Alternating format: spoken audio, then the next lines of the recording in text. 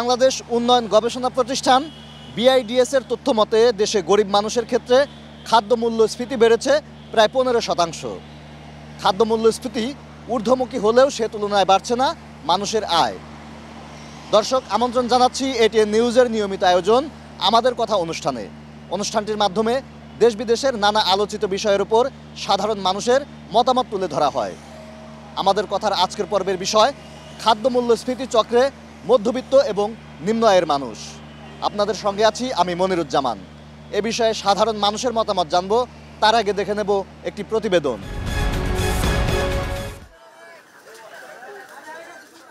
রাজধানীর মোহাম্মদপুরের বাসিন্দা মনির হোসেন পেশায় একজন ক্ষুদ্র ব্যবসায়ী হলেও মধ্যবিত্ত হিসেবে বাজার করতে এসে দামের সাথে বাজেট মেলাতে গুনতে হচ্ছে বাড়তি টাকা। বাজার করতে নিয়ে আসছে 2000 টাকা, মাছ কিনতে চলে গেল 1000 টাকা। যেই মাছ কিনেছে 1000 টাকা, সেই মাছ দিয়ে 2 দিন বা 3 দিন চলা খুব কঠিন। কি তরকারি কিনবো, কি পেঁয়াজ কিনবো, কি রসুন কিনবো। মনিরের মতোই অনেক মধ্যবিত্তের গল্প যেন একই সূত্রে গাঁথা।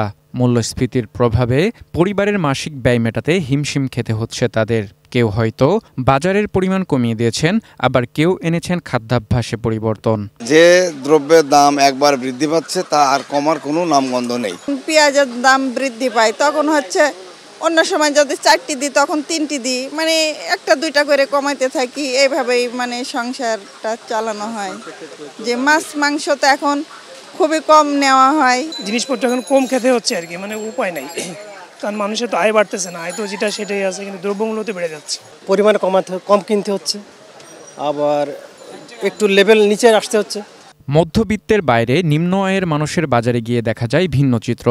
দাম বেশি হওয়ায় গরুর মাংসের মতো মুরগি কেটে কেজি হিসেবে বিক্রি হচ্ছে, আর কিছুটা কম দাম হওয়ায় অনেক নিম্ন মধ্যবিত্তও এ বাজারে এসে নিত্যপণ্য কিনছেন।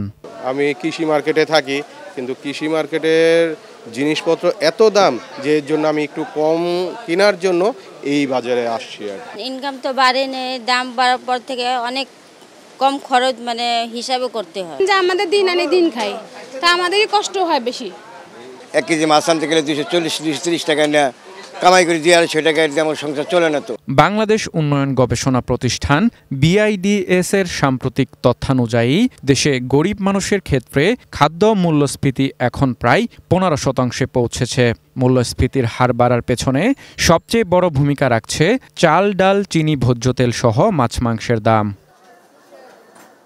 আরাফাত ইসলাম শুভ, ATN নিউজ, ঢাকা।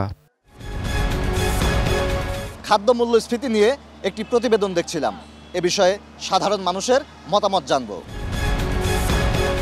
আমরা যারা মিডল ইনকামের যে যারা বসবাসকারী নাগরিক যারা আছে, ইনহ্যাবিটেন্ট, তাদের জন্য আসলে এই সমন্বয়টা, জীবনযাপনের সাথে এই মূল্যস্ফীতির সমন্বয়টা ভেরি ডিফিকাল্ট। কারণ আমরা একদিকে যদি সমন্বয় করতে যাই, অন্যদিকে হয় না। মধ্য ইনকামের যারা লোক আছে, আমাদেরই যেহেতু না বিশ্বাস, তাহলে নিচের লেভেলের যারা আছে তাদের কি অবস্থা হতে পারে। এই বিচার ব্যবস্থাকে ঠিক করতে বলেন, সব ফড়িয়া, সব মজুদদার, সব চোরাকার বাড়ি, সব রাজাকার ঠিক হয়ে যাবে।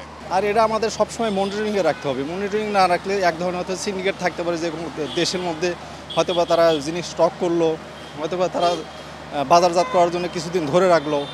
এই ধরনের কিছু আপনার সাময়িকের জন্য হয়তো কোনো জিনিস বন্ধ রাখলে তখন অটোমেটিকলি একটা জিনিসের দাম বেড়ে যায়। যারা 10 জন আছে সবার কথাই চিন্তা ভাবনা করে মানুষ আসলে ওই বাজারের সাথে তুলনা করে তাদের যে সাময়িক যে ট্রাকচার আছে এটার সাথে করে তার কষ্টের মধ্যেই চলতেছে।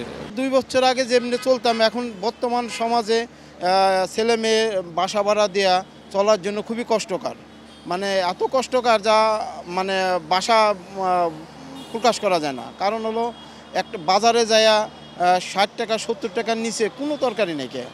সেই কারণে গভর্নমেন্টের উচিত মানে মধ্যবিত্তদের জন্য এই কষ্ট থেকে বাঁচার জন্য দ্রব্যমূল্য যাতে নিয়ন্ত্রণ থাকে সেই জন্য আপ্রাণ চেষ্টা করা। যেখানে 1 কেজি কিনতাম সেখানে 250 গ্রাম কিনি বা আধা কেজি কিনি। এই দিকটা অনেকেই বিজনেস পলিসিটা অনেকের কমে গেছে। হয়তো সাধ্যের মধ্যে হইলে সবার পক্ষেই সম্ভব হতো যে সবাই কিনতে পারতাম এবং বিজনেসও বাড়তো, কিন্তু এখন দেখা গেছে অনেকেরই স্বাদ আছে, সাধ্য নাই। বর্তমান সময়ে দ্রব্যমূল্যের ঊর্ধ্বগতির কারণে সাধারণ মানুষ বেশ কষ্টের মধ্যে রয়েছে। আমরা এই বিষয় নিয়ে কথা বলেছি ফরিদপুরের বিভিন্ন শ্রেণী পেশার মানুষের সাথে। তারা কি বলেছেন আমরা শুনে আসি তাদের কাছ থেকে। কিছুদিন বাজার করতে এসে আমরা অত্যন্ত মানে যেটা কিনতে মন চায় ওইটার দাম জিজ্ঞেস করে আবার ফেরত আসি, এত পরিমাণে দাম। এই যে তিনটে ডাটা, এই তিনটে ডাটা 30 টাকা, একটা করে মানে এক একটা 10 টাকা করে পড়ছে। এরপর আপনি করলা কিনতে দেবেন 60 টাকা কেজি। প্রতিটা জিনিসের দাম হু হু করে বাড়তেছে, ডিম, চাল, ডাল, প্রতিটা জিনিসের দাম হু হু করে বাড়তেছে। আমাদের বাজার আসলে মনিটরিং করা উচিত, তা না হলে এইভাবে দ্রব্যমূল্যের দাম দিন দিন বাড়তে থাকলে আমাদের খুবই কষ্ট হয়ে যাবে। এই সিন্ডিকেটের পেছনে ব্যবসায়ীদের একটা গ্রুপ জড়িত আছে। এই দেশের আইন প্রণেতাদের একটা বড় উল্লেখযোগ্য অংশ ব্যবসায়ী। সেক্ষেত্রে এই সিন্ডিকেটকে নিয়ন্ত্রণ করা আমার মনে হয় সরকারের জন্য একটা চ্যালেঞ্জের ব্যাপার হয়ে দাঁড়িয়েছে। কোনটা থেকে কোনটা আমরা বাজেট নিয়ে যাই, সেই বাজেটে কোনো তার হিসাবে মিলে না। অনেক সময় তরিতর্কে যা কিনতে যায় না কিনে চলে আসতে। সরকার যদি এই দ্রব্যমূল্য একটা নিয়ন্ত্রণ আনে, মানুষের জীবনটা অনেক স্বস্তির মধ্যে বসবাস করতে পারে। দ্রব্যমূল্যের যে দাম, তাতে আমাদের আয়ের সাথে কোনো ব্যাড তালি হচ্ছে না। এখন একটু যদি সরকার যদি দ্রব্যমূল্যের দামটা একটু কমাতো, তাহলে আমরা হয়তো সবাই মিলে উপকৃত হতাম। আমাদের কথায় ফেনী থেকে স্বাগত জানাচ্ছি, আমি দিদারুল আলম। মূল্যস্ফীতি চক্রে মধ্যবিত্ত ও নিম্ন আয়ের মানুষ, এই নিয়ে ফেনীর সাধারণ মানুষ কী ভাবছেন চলুন শুনে আসি। বাজারের যে অবস্থা, এই অবস্থা ধরেন 1 কেজি মসুরির ডাল আগে আমরা কিনছি 80 টাকা দিয়ে, এখন সেটা 150 টাকা, 60 টাকা, 140 টাকা। কিভাবে খাবে মানুষ বলেন? আর তরকারির যে অবস্থা, 1 কেজি তরকারি আমরা আগে কিনছি 10 টাকা, 20 টাকা, 30 টাকা, এখন সেটা 60 টাকা, 70 টাকা মিনিমাম। ধরেন মাছের কেজিতে দাম বাড়ছে, ব্রয়লার মুরগির দাম বাড়ছে, পর্ক মুরগিতে দাম বাড়ছে, দেশি মুরগি 600 টাকা। তো এই অবস্থার পরিপ্রেক্ষিতে আসলে বাজারের পরিস্থিতি আমার মনে হয় না ভালো বলি। বাজারের পরিস্থিতি খুবই খারাপ। যদিও ধরেন বাজারের যে অবস্থা, এই অবস্থা মধ্যবিত্তের মানুষ, আয়ের মানুষ, নিম্নবিত্ত আয়ের মানুষ, এরা আসলে ভালো নাই, কেউ ভালো নাই। উচ্চবিত্ত যারা, তাদের হিসাব আলাদা।